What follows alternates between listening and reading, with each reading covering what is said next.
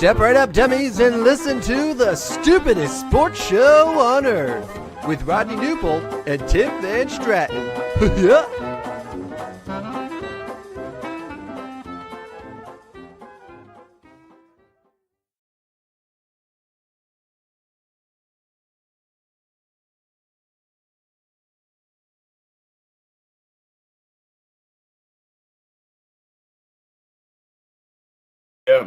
Myself for the Stupidest Sports Show on Earth, and I am getting all sorts of feedback here. Let's see if that works better. All right, I'm Rodney with our Stupidest Sports Show on Earth, and here we are. My co-host is gone for a little bit. He'll be back soon, but I'm going to jump on here by myself for a little bit and talk all things sports with you. And this is the Stupidest Sports Show on Earth. I am Rodney. Tim Van Stratton will join me before long. And before we do so, I definitely wanted to give a shout out to our sponsors over at Gateway Sports. If you love sports at every level, there's only one place you need to be. Gateway Sports covers it all: preps, college, and the pros. Real coverage, real voices, real passion for the game. From live shows to podcasts, Gateway Sports connects the region like nobody else. Proudly powered by First Form and Recalibrate. Visit gatewaysports.net. Every level, one gateway.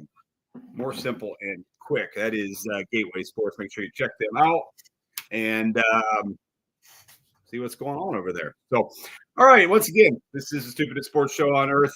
We are 17 days away from Selection Sunday in college basketball. And, of course, if you have not jumped in every weekday at 9 a.m. to listen to my live Twitter Spaces, we have talked college basketball every morning at 9 o'clock. So make sure you jump into that and just a little college hoops talk as we get ready for the NCAA tournament.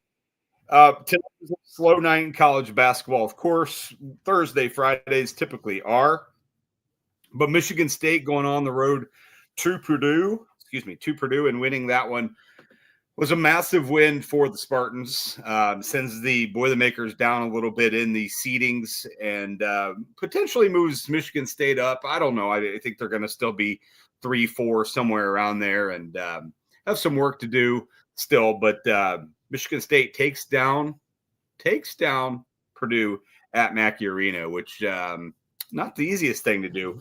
And then, of course, tomorrow we've got the Michigan-Illinois game. That is a Friday game that is in Champaign.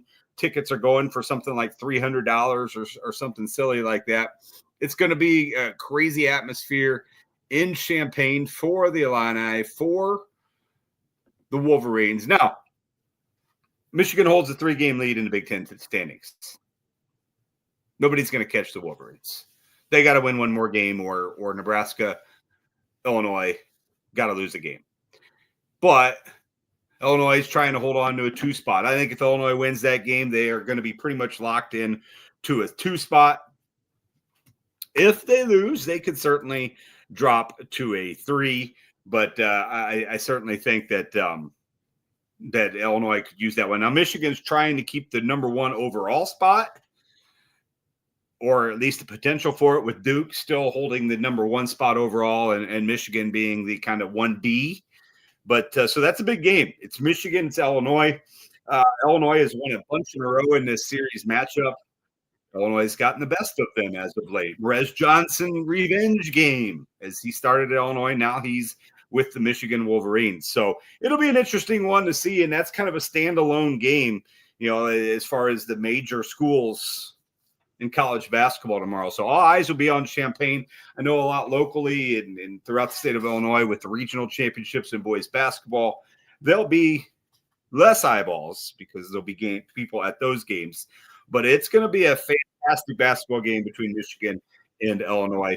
Miami, Ohio's in action tomorrow as well. The Red Hawks looking for 29 in a row as they play at Western Michigan. That should be an interesting one. 28-0. Miami, Ohio. A reminder, my co-host Tim Van Stratton will be on before long. Once he jumps on, we'll get the show going, but the show must go on.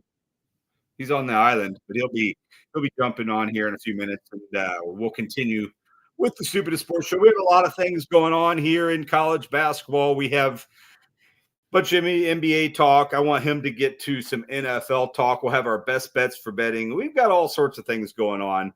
But I definitely wanted to get us started right at 9. We advertise we're going to be on at 9, and we'll do so. So throughout college basketball, then later, of course, Saturday is a massive slate of college basketball. Some emphasis games that I wanted to point out. Virginia at Duke. Virginia's sneaky, man. People have them at a 4, but I don't know why they couldn't move to a 3, potentially 2. They've only lost 3 games all season. So it'll be interesting to see the ACC matchup between Virginia and Duke. That's right at 11 o'clock Central Time. So one of the first games of the day. Big 12 has Texas Tech and Iowa State, 3 o'clock. The Red Raiders have played well as of late, despite losing JT Topping. They're topping. They're 21-7. Won back-to-back games, beat Cincinnati, beat a Cincinnati team that was kind of had their back to the wall. And, people thought maybe they could ride a high after they beat Kansas and win that one. But no, the Red Raiders beat them by 12 in Lubbock. But this game is in Ames. Iowa State potentially still find a number 1 seed in the NCAA tournament. Kansas, Arizona, it's a rematch of a game that the Jayhawks won in Fog Island. That's 3 o'clock Central Time on Saturday. Arizona starting to play a little bit better after a couple losses. Arizona could pretty much wrap up the Big 12 regular season championship with a win in that one. They're 26-2. Kansas is 21-7. I've told you about the double-digit losses and how it affects your chances to win the NCAA tournament. Kansas has 7 losses. Now they have Arizona State and Kansas State after this. You would hope they would lose either one of those games. But 2 of these 3 losses and a loss to the Big 12 tournament, by my math, means they're going to have a hard time winning it all. So you don't want to get to double-digit losses before the big dance. Alabama, Tennessee, a big SEC game, 17th ranked Alabama, 22nd ranked Tennessee in the SEC. Alabama 21-7, Tennessee 20-8. Alabama, man, I think they're a sneaky team. Now, LeBaron Colon is questionable game time decision in that one for Alabama. That's going to make a big time decision for this game. Like if he's out, I'm not sure they can win in Knoxville. But Tennessee is coming off the loss on the road at Missouri. Alabama, of course, won 7 straight games, including scoring 100 points in their last game. So we'll see how that one turns out. And then Arkansas, Florida's at night. The Razorbacks have played better as of late, but Florida, man, they're like Virginia. Just keep finding ways. Maybe a little bit underseeded, underrated. The Razorbacks have won back-to-back games. They scored 99 in their last game. They're at Florida, which 22-6 Florida, but have won 8 straight games. They just came away with a road win at Texas. All right, I see people in tonight. Thanks for jumping in here. This is the Stupidest Sports Show on Earth. This is episode 134 of the Stupidest Sports Show on Earth. If you have anything you want to talk about, up there on the far right, I believe, is the comments section. So if you have a comment, jump in and we'll talk about it until my co-host, Tim Van Stratton, shows up from the island. Hopefully we can get our technical difficulties going then as well. I know that I was hearing double when I was talking. So hopefully I can hear him and we can go forward with the show once he arrives. But that's kind of a look at Saturday in the NCAA basketball. And of course, we are just over 2 weeks from Selection Sunday. Conference tournaments start on Monday. We'll have all sorts of conference tournament action next week. All right, some danger zone teams in college basketball. Well, I certainly think Indiana is a danger zone team. Not sure they have any business being in the NCAA tournament, but with the bubble being as soft as it is, 17-11, 3 straight losses, somehow gets them on the bubble. Ohio State, USC are all in the bubble. To be honest, I think the Big Ten only deserves 8 teams, but 68 teams got to get in. But why can't you get like a Belmont? 3 losses. I understand their schedule's not the same as the Big Ten, but you got to win some of these games. So Belmont is a team with just 3 losses that I think could potentially be there. And that's a danger zone team as well. I think Tim Van Stratton has joined me. Hi. What's up, man? I got to turn your sound up here. Hold on. Oh. I can't hear you. I think the Testing. listeners can. Uh-oh. There we are. Better? Yeah, but I have a little feedback when I'm talking, so whatever. That's fine. We'll make it work. Yeah. What's going on, man? How are you? Thank you for good, man. doing I the was just show talking for the a little last college basketball here and getting ready to get you on and talk a little NBA. some professional hoops. I love it. Big fan. How's Fan of the the hoops. island? It's good, man. Believe it or not, I'll tell you what, like traffic, not the best. Turns out when there's only like one road and it's like, people coming home from work, there's a lot of cars. So that's why I'm late, but I'm here now. And no, it's good. It's good, man. How's Central Illinois? Is it cold? Is it warm? I saw we were in a fire warning at some point today. Yeah, so I woke up this morning and there was snow on the ground. Oh, awesome. And then by 2:00, every little bit of snow was gone and it was 55 degrees. Of course it was. No, that all checks out. That makes sense. Yeah, pretty much how it works. Anyway, so I covered college basketball. I want to talk a little NBA, NFL, and Major League Baseball with you. Are you hearing me double? Good. No, I'm not. Are you hearing me double? I don't want to hear you double. No. Okay. No. Good. Something's going on with me. So, anyways, all right, let's go ahead and move on here. Let's play a little game. All right, you ready for this? Oh, yes. Let's do it. The game is called When Will the Chicago Bulls Win Their Next Game? The Bulls are currently losing to the Portland Trailblazers, 105-97. 5.5 minutes to go. Don't think they're going to come back and win this one. That'll be their 11th straight loss. Let's look at their schedule. Yeah. Oh, I can't wait. Sunday, Bulls host the Bucks. Will the Bulls win? Divisional game. You know what they say about that Central Division. Anything can happen, but no, they will not win. They will not win. March 3rd, Tuesday, they host the Oklahoma City Thunder. Will they win? They will not win. That means they go on a 5-game road trip out west on a 12-game losing streak. First game, Thursday, March 5th, at the Phoenix Suns. Huge game, many are saying. Unfortunately for the Chicago Bulls, they will not win that game. That's 13 in a row. Here's our opportunity. Sunday, March 8th, at the Sacramento Kings. Will the Bulls win? The Chicago Bulls, against all odds, even though the odds will probably have them favored, will win that game in Sacramento. 13 straight losses. Yeah, no, it's been crazy for the Bulls. You mentioned it on Tuesday. They made these trades with the idea that they thought they were going to get better, ? And they started. Okay, so can you, in your heart of hearts, say, beyond a shadow of a doubt, that the Chicago Bulls made those deals with the intention to tank for the rest of the season?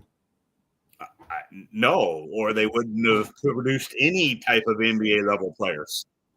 Right. Like all they did was exchange NBA players for NBA players. Like they traded, guys like Kobe White and Vucevic, whatever, but like they got back players that are like NBA caliber players that are starters.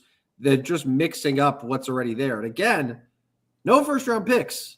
So like there's no they have their first round pick this year, obviously, but there's no collection of picks that they're accumulating that they can then use to make a trade or to build up assets or anything. This is just what they have. And I fully believe that they thought that like, hey, you know what? Let's just mix and match this roster a little bit and we're going to make a run for the rest of the year because that's just the way that the team operates. and it's insane.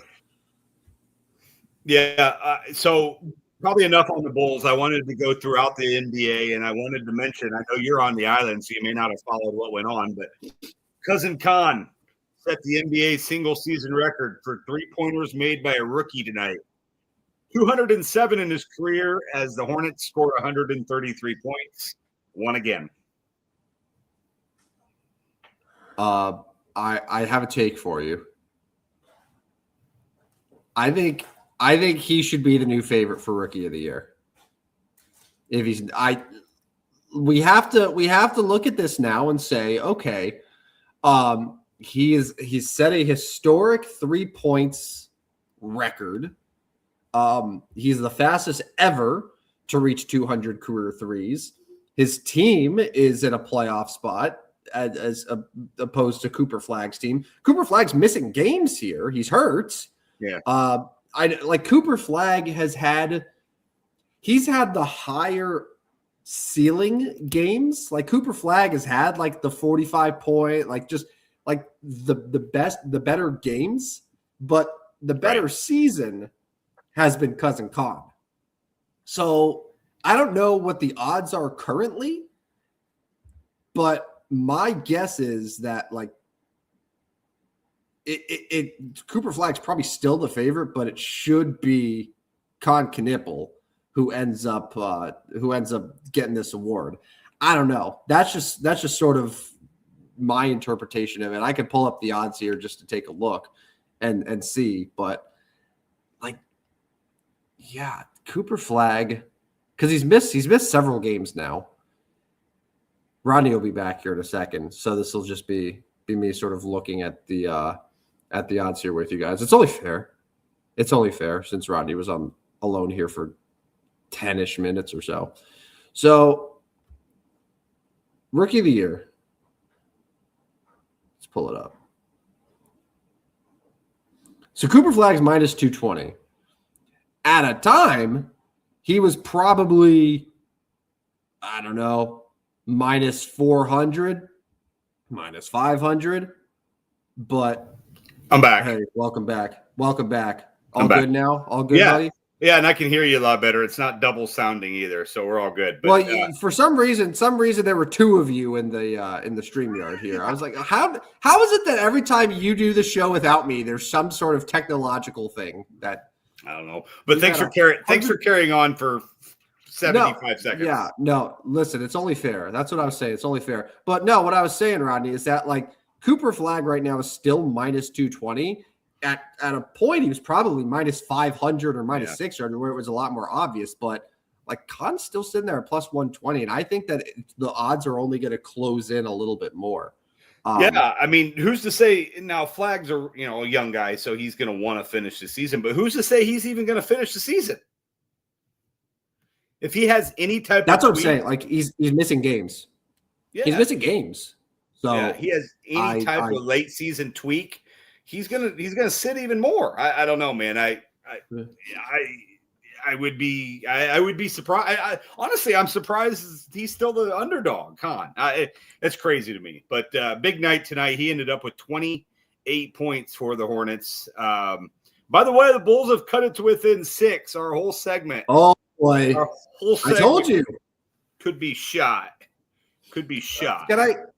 Since I've been a little out of the loop, so switching some gears, but still staying with the NBA here. So SGA, since we last did the show, his MVP odds have improved. He's now minus 250. Cade Cunningham, meanwhile, has gone from plus 500 to plus 700. Is SGA like on the verge of being back, and maybe that's why the odds have improved?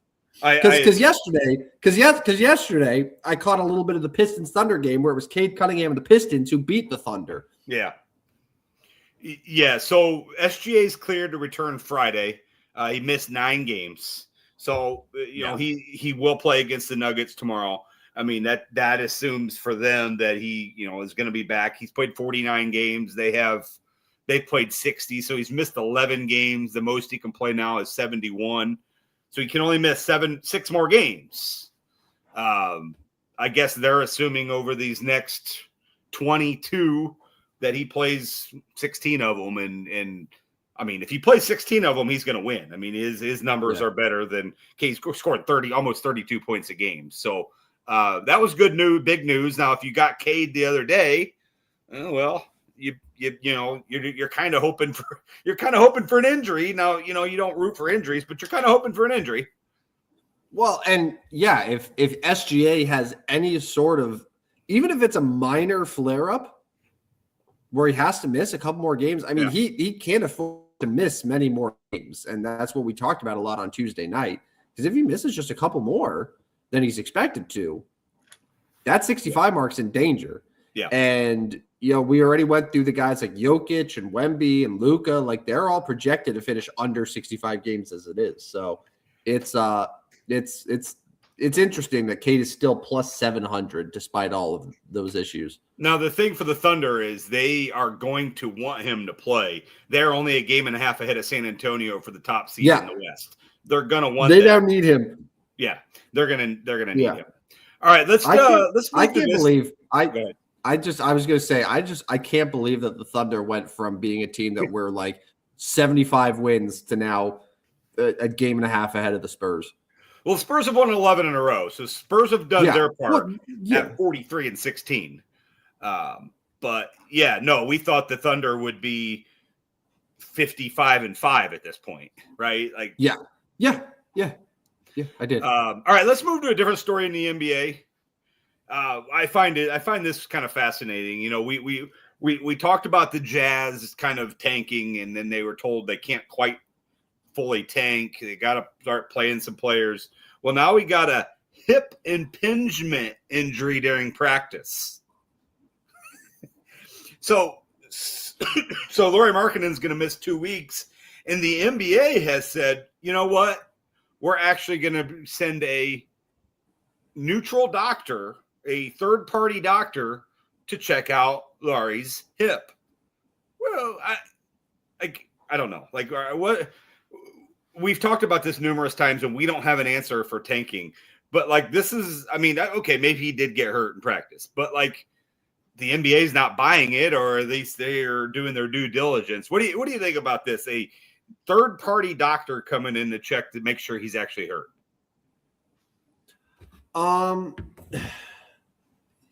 Third party. Okay, so I'm a little bit hesitant to give the Jazz the benefit of the doubt when it comes to how hurt their players actually are. Yeah, because this is the same group that when they got Jaren Jackson before he got hurt, they were like, "All right, sweet. Hey, we're winning after 3 quarters. Let's sit all of our starters and then lose." So I don't think that they can be trusted in that sense, because even if there's any sort of minor ailment, they'll just be like, "Hey, sit. Don't worry about it." But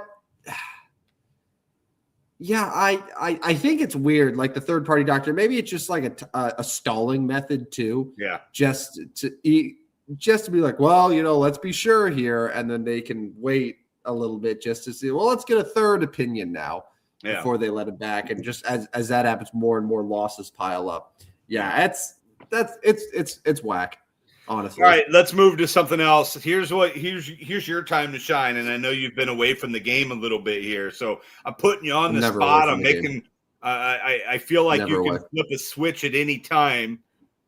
Here's the segment. Yeah. This is in depth. Yeah. What's the latest in the NFL, Tim? Yeah. Well, Rodney, I don't know if you know this. It's Combine Week. All of the college prospects in their tight athletic gear are wowing all of the NFL coaches and front offices right now in Indianapolis. Sonny Styles, Ohio State linebacker, wowed today with a 43.5-inch combine vertical jump. Pretty impressive. Pretty impressive. One of the best vertical jumps for a player in his position in more than 2 decades. 6'5", 244. Also had a 4.46 in the 40-yard dash. Might be a good athlete.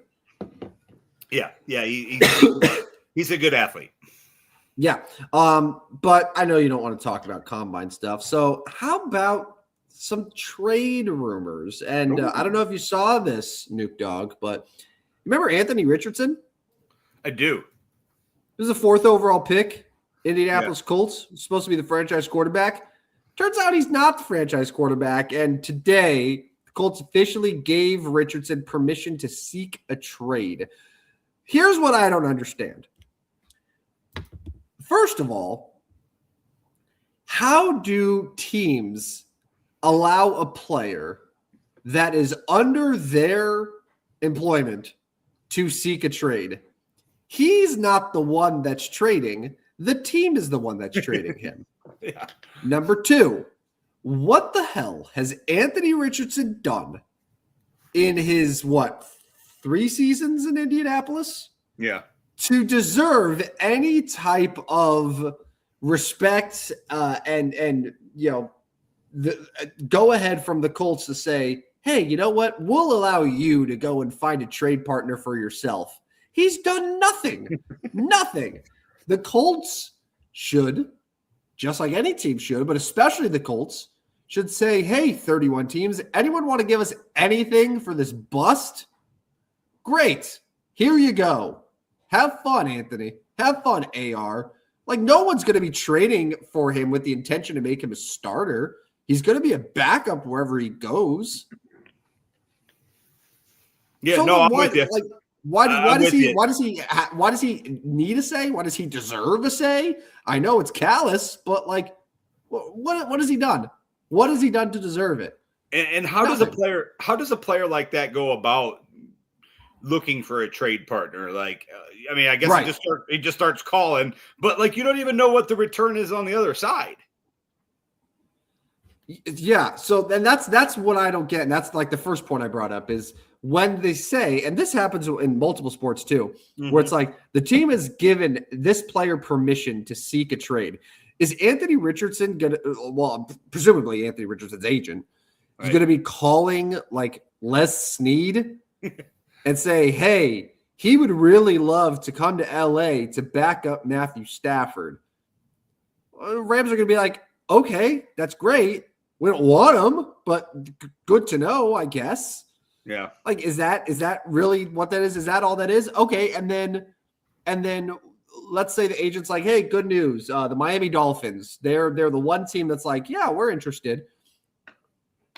Okay. So then like the Dolphins could just be like, hey, we will give you a 7th round pick in 2028. And the Colts are like, okay, I guess. Like, I don't know. It's so weird. Yeah. Did I see Tremaine Edmonds got that same situation, right, for the Bears? Is that right?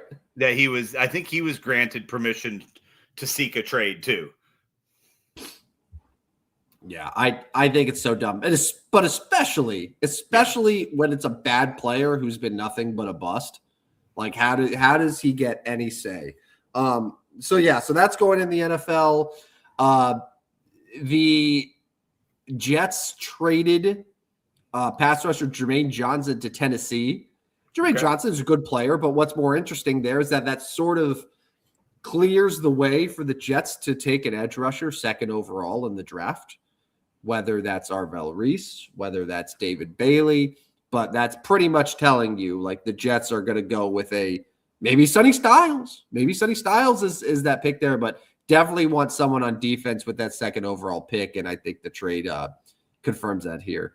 The only other headline that I think I remember from the NFL is, so I guess that there's some issue going on with Kyler Murray where he's not speaking to the general manager. Have you seen anything about that? Not. So he's just not speaking to him, huh? Well, let me, before I erroneously report here. It's the Stupidest Sports Show. You can do what you want. All right. So he prefers to be cut. He wants to be cut. Yeah. He doesn't want to be in Arizona anymore. That seems pretty obvious here. Okay. So the general manager of the Cardinals, Monty Osenfort, had said that he has been talking with Kyler Murray to discuss how last season unfolded. However, a source, presumably from the Kyler Murray camp, has said that, hey, that's bullshit. The two of them haven't actually talked at all since the season ended.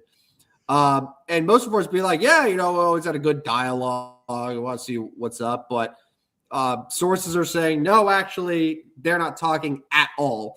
And it sounds like Kyler Murray wants a clean split from the Cardinals.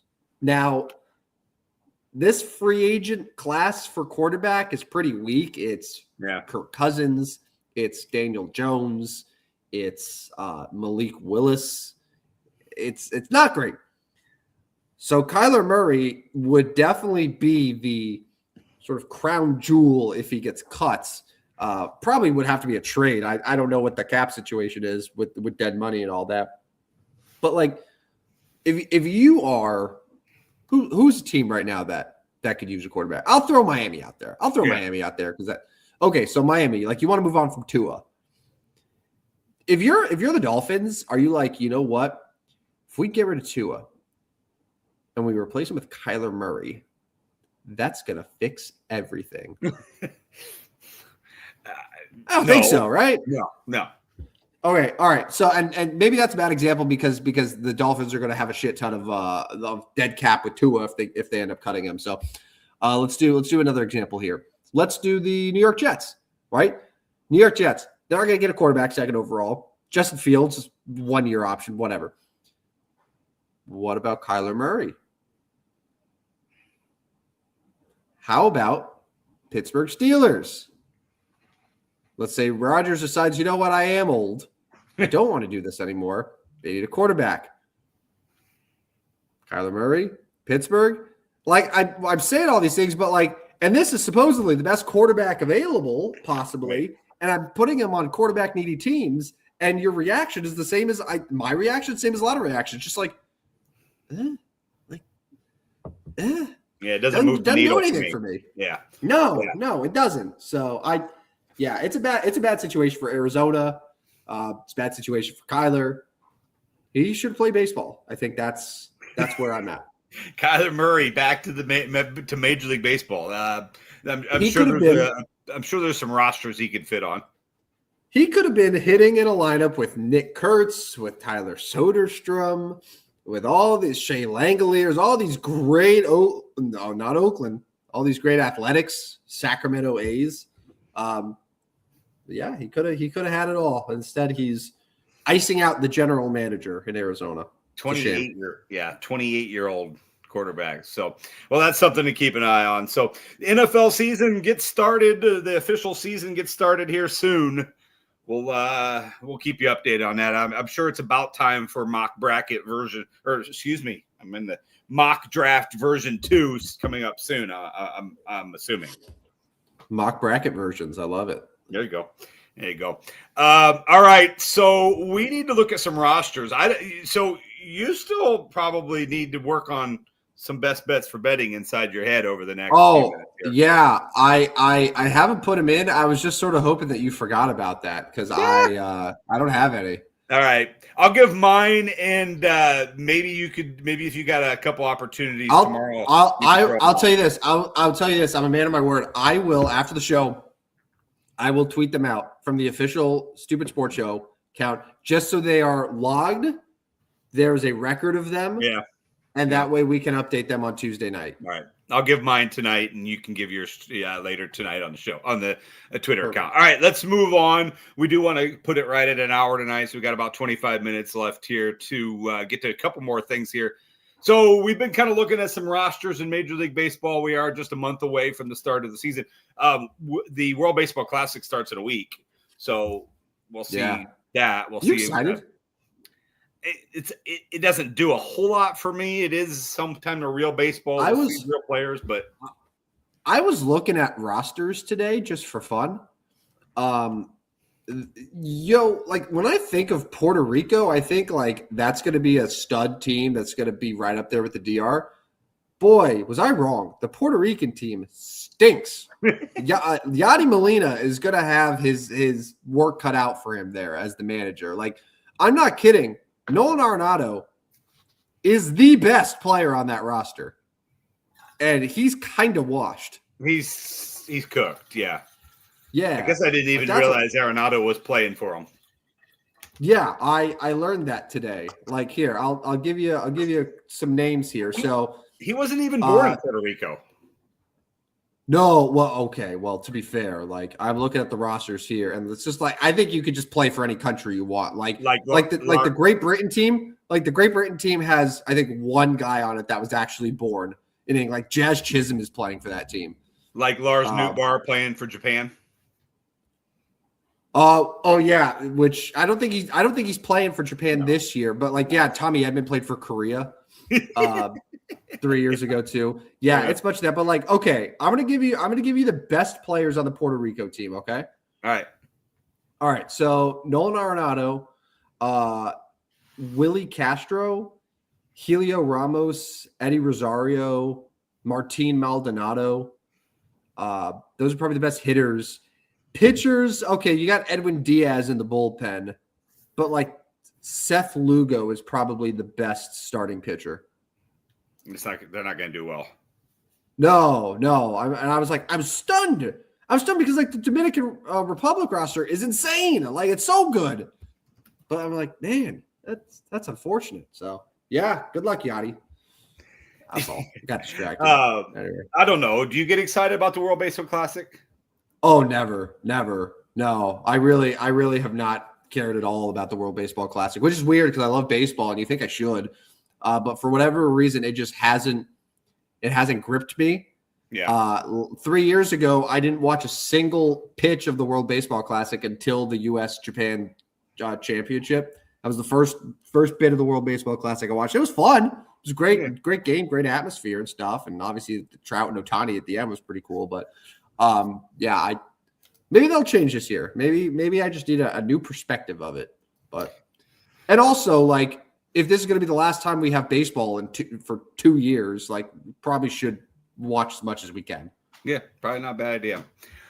All right, the team I want to get to in Major League Baseball tonight, we've done the Orioles and we've done the Tigers. I'm going to move to the National League, and I just don't see how this team's going to win very many games. I'm sorry, the Miami Marlins.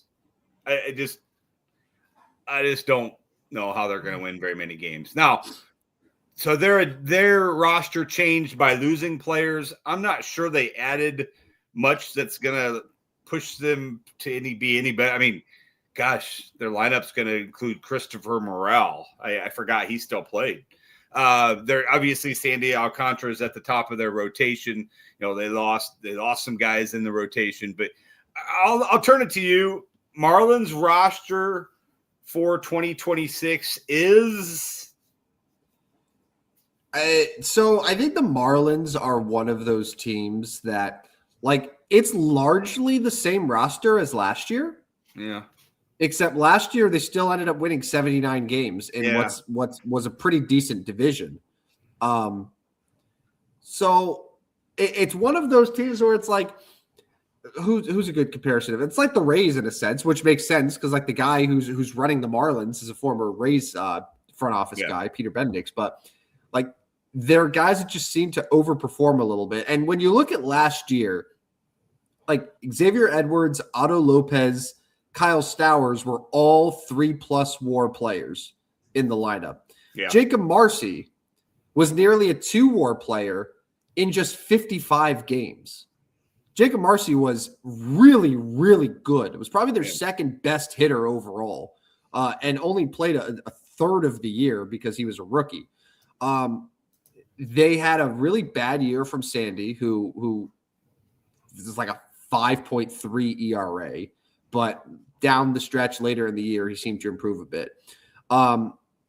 Yuri Perez kind of had an off year a little bit, but like I think that there's enough there. I don't see, oh my God, they're going to win 90 games because they're not better than the Braves. They're not better than the Phillies. They're not better than the Mets in theory. Right. But a full year with Jacob Marcy, a full year with Agustin Ramirez, the catcher, who's actually pretty solid, a full year with Owen Casey. I think Owen Casey, he was the top prospect for the Cubs that they got by dealing Edward Cabrera. So there is actually a pretty decent bit to like there with that lineup. And the fact is, Rodney, that they're starting 9 right now. There is not a single player with more than 2 years of MLB service time in their starting lineup. So there's a lot of room for growth with the group. So 72 and a half wins. I would take the over. I would take the over on that. Because I think you buy into growth from a very young lineup. You buy into Sandy Alcantara turning things around. I mean, I don't think he's going to have a 5.3 ERA again. Yuri Perez, I think, will be better. Yeah, I'm definitely in on that. I'm definitely even if it's 75 wins, man, that's still over comfortably. So last place in the National League East will have over 72 wins. No, last place is going to be Washington. Oh, yeah. They're terrible, aren't they? Yeah. They're going to be bad. Washington's awful. 65 and a half for them. Okay. Yeah, no, that makes sense then. Fourth place, 75 wins. Yes, dude. Rodney, Miles Michaelis is the number 1 starter for the Nationals right now. No. And his first at bat was a home run. Again, the spring training was a home run. Yeah. That's pretty much that team. Miles. That team is really bad. Yeah, but I'm not. I was stunned when you picked the Marlins of all the teams to do like a roster assessment of, but like Kyle Stowers was an all-star last year. Jacob Marcy short was really good, and then they have a lot of like super young, intriguing players. And like I know you mentioned Christopher Morel, but he doesn't need to be much. Christopher Morel's currently like on their bench. And he'd be a platoon guy with someone else like Liam Hicks or whatever. But no, there's intrigue. There's intrigue there. I'll say that. All right. Well, there we are. So that's a look at today's roster is the Miami Marlins. All right, I'm going to do my best bets for betting. We have a guy we need to remember, and we'll get out of here for today. Tim's going to do it after he'll put his out on the Stupid Sports Show Twitter account. All right, my first one tomorrow, college basketball. I guess you just get to listen here. Tomorrow, college basketball. The Miami, Ohio Redhawks are looking for their 29th straight. Yeah, right. Taking all your notes. You're going to have the same picks tomorrow, huh? 29th straight win they're looking for. I do think they can win the game, but I think Western Michigan in Kalamazoo will keep it close. Everybody's gunning for the Redhawks. I think I did this last week, and it didn't work out for me, but I'm going to do it again. Western Michigan plus 12.5 against the undefeated Redhawks. People are talking about Miami, Ohio, if they don't win the conference tournament, being a bubble team. 28-0. And then we've got 15-13 Auburn as the last team in. Nice. Can we agree, Rodney, that any team that's like 28-0, regardless of how you end the season, you should just be in the tournament? Yeah. Any team. I do not care what conference. Like, congrats, man. You've played months and months of perfect basketball. You get to at least give yourself an opportunity in March. Like, I think that's fair. And I don't think people will complain about that. Yeah, I'm with you. All right, my second one tomorrow is I'm going to take Illinois at home against Michigan. It is the Illini. It is the Wolverines. Michigan doesn't have a lot. Well, they do. They have a lot to play for. Illinois probably has more to play for. With a couple losses here recently. If Illinois loses this game, they'll have lost 4 of their last 6. And that's a little disappointing. That's red flaggish. You know, they're at home. Tickets are going $300 or whatever it is at the State Farm Center. Michigan's already clinched at least a share of the Big Ten title. Now they are looking for continued opportunity to be number 1 overall. I don't know if they'll get it over Duke, who beat them, but anyways, back in Champaign, I think Illinois will win this game. 1.5 spread is pretty much a pick 'em. I'll take Illinois to win straight up in Champaign over the Wolverines. That's my pick. All right, staying in Michigan, I'm going to take the Detroit Pistons minus 6.5 over the Cleveland Cavaliers. I'm banking on Cleveland continuing to be a little banged up. James Harden, banged up. They were missing a couple other guys in their last game. Donovan Mitchell out with a growing injury. James Harden has a game time decision. They have several guys out. I feel like Detroit, is probably wanting to prove something here at home. They are they're about 7.5 games ahead of the Cleveland, but everybody's giving Cleveland the love because they got Harden and they still aren't buying Detroit. I'll take the the Pistons -6.5 at home, beating Cleveland. All right, I'm going to move to Saturday. 2 games I'm going to put out there. There's not a lot of spreads for Saturday, but both these two are out. I'm going to take the Razorbacks +9.5 at Florida. I really like Florida, but I think in this SEC game, I think it'll be single digits. I just don't see Calipari and his Hogs getting beat by double digits. That's my only take back there. They can win by 9.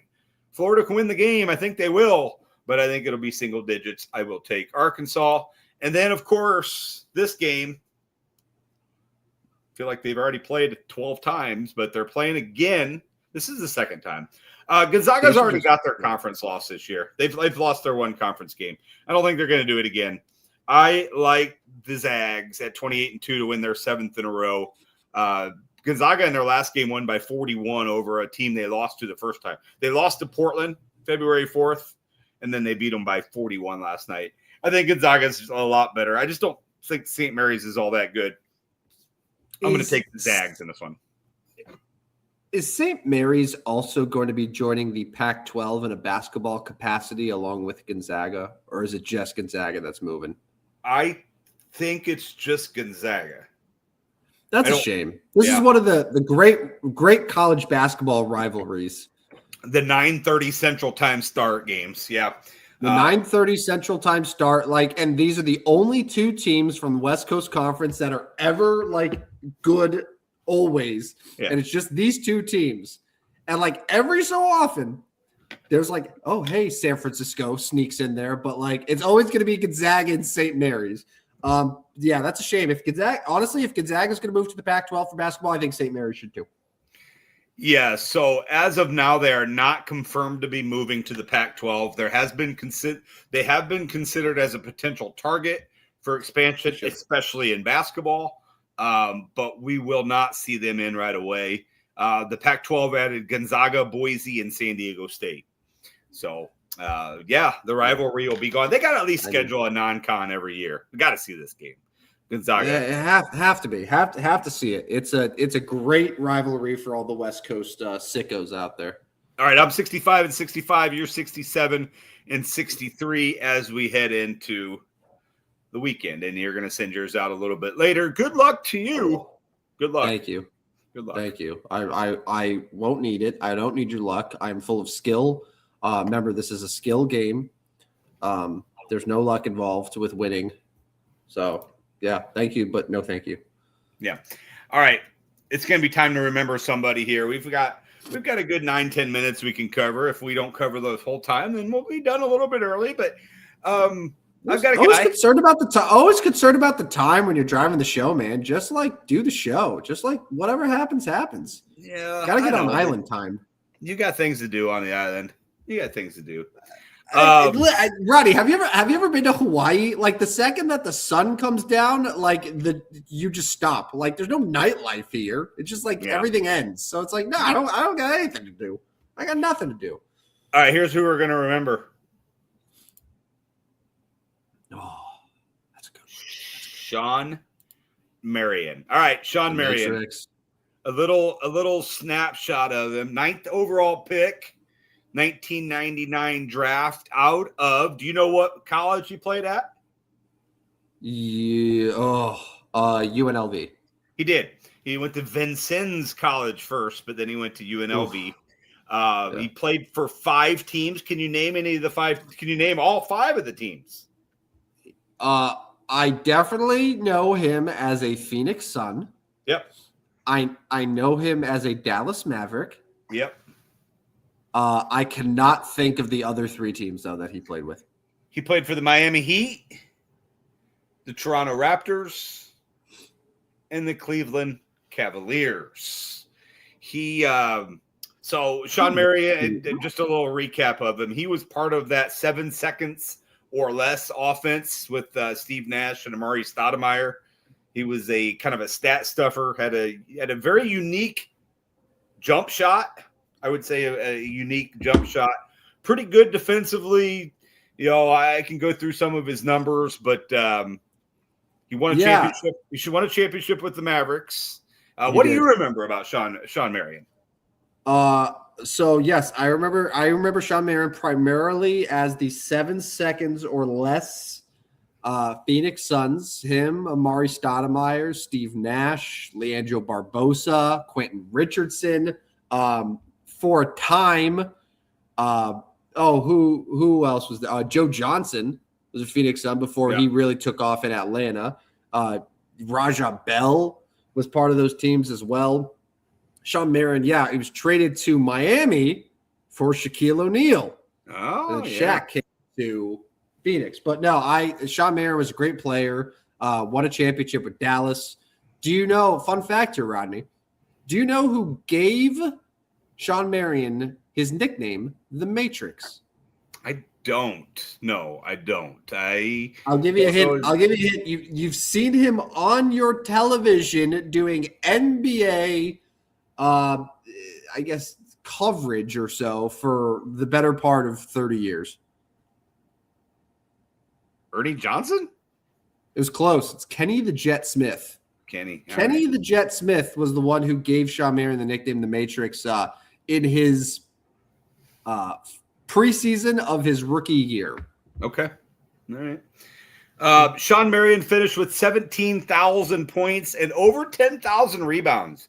He was at 15.2 points, 8.7 rebounds a game. He played on the 2004 Olympic team that finished bronze. Bronze. Yep. The big disappointments coached by Larry Brown. Yep. Yeah. that team, obviously I was a little young, but I remember reading about that team not too long ago. And they had a young LeBron, a young Carmelo, a young D Wade, but didn't play any of them. He had all the studs, but he didn't play any of them. And instead it was hey, we're just going to rely on Allen Iverson and the bunch of other older guys, and didn't work. 1999 NBA draft. Oof. Headlined by Elton Brand going to the Bulls. Stevie Francis. Remember Stevie Francis? Stevie Franchise, of course. Yeah. Oh, yeah. Do I remember? Baron Davis, Lamar Odom. Jonathan Bender. That's a blast from the past. Yeah, not a good pick. All these guys were ahead of Sean Marion. Wally Zerbiak, Richard Hamilton, and Andre Miller. All of those guys were selected ahead of Sean Marion. Behind him would be guys like Jason Terry, Trajan Langdon, Corey Maggette. I always liked Corey Maggette. He was a Chicago boy. The rest of that draft, you start looking down the draft. You got. I see. AK-47 Andre Kirilenko. I was just going to mention that. Somebody the other day on my Twitter, as I'm doing some of these, they responded with, "You remember Andre Kirilenko?" And I said, "Well, obviously AK-47." And he was a legend in the overseas league.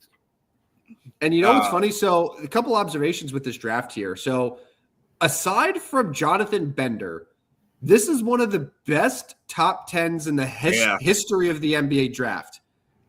Jonathan Bender aside, those are 9 guys who weren't just quality NBA players, but very, very solid, above average to all-star players. That whole group, Baron Davis, Elton Brand, Steve Francis, Baron Davis, Lamar Odom, Rip Hamilton, Andre Miller, Sean Marion, Jason Terry, I'm pretty sure we're all all-stars at least once. Yeah. That's an amazing hit rate. But what's even more impressive is that this draft, probably the best player to come out of it wasn't any of them. It was the 57th overall pick, the second to last player selected by the San Antonio Spurs, Manu Ginobili. I thought you were going to say the 46th overall pick. Oh, the pride and joy. The pride and joy of Peoria, J.R. Koch. Yeah, of all of the picks, he was one of them. Pride and joy of Morton. He's a Morton guy. Well, he's a Morton guy. So sorry, with all due respect. But yeah, he's like what a great draft. Like seriously though, the top 10 hit rate there is absolutely outstanding. Yeah, no, that's a fantastic draft. I was thinking the same thing. Outside of the one guy, the Jonathan Bender. Yeah, and even Jonathan Bender ended up being in the league for 8 years. He had some injuries and stuff, and he was never he never really was more than like a bench guy. But like aside from him, man, like those other 9 players didn't just hit, but they flourished for many years. And honestly, you probably can't fault the Toronto Raptors for drafting Jonathan Bender. He was Mr. Basketball that year. He was Mr. Basketball in 1999. He was out of high school. So, like he was a dude that come in, and that wasn't like they necessarily reached on him. He was drafted by the Raptors, ended up playing with the Pacers and the Knicks. Yeah, you're right. He was in the league from 1999 to 2010. That's a lot of years in the league to only score 1,400 career points. Yeah. 11 seasons or whatever it was. So I was just doing some digging. So Wally Szczerbiak was an all-star for one season. Yeah. But few had like Lamar Odom technically was never an all-star. Neither was Andre Miller or Jason Terry.